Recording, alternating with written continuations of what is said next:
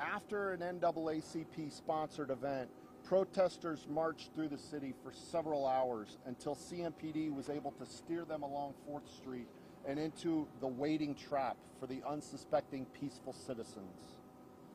As they walked past a platoon of CMPD officers blocking alternate routes from 4th Street, CMPD Sergeant Sherwood told his platoon, as recorded on his body-worn camera, "Wave goodbye, they're all about to get gassed." When the first marchers neared Tryon Street, a line of CMPD officers rushed out to block the intersection and deployed stinger grenades and tear gas, scaring and turning the marchers back toward College Street.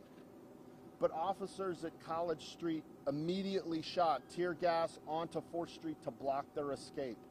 Other officers in riot gear and gas masks blocked all alleyways off of 4th Street.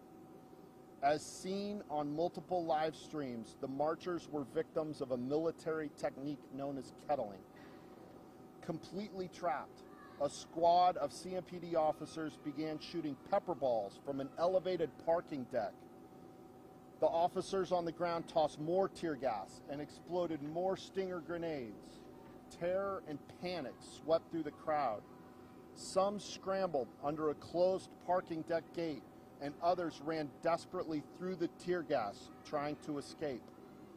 CMPD had committed a planned, deliberate attack on those who dared challenge police violence, and their radio traffic boasted of its success. Today, we announce a class action lawsuit against the City of Charlotte for the conduct of the Charlotte-Mecklenburg Police Department, seeking redress for those harmed that night. The lawyers gathered here currently represent over 50 victims, with 7 serving as class representatives. All suffered physical injury and psychological trauma from this attack. In the months since June 2nd, the harm has continued. Some break into a panic at the mere sight of police.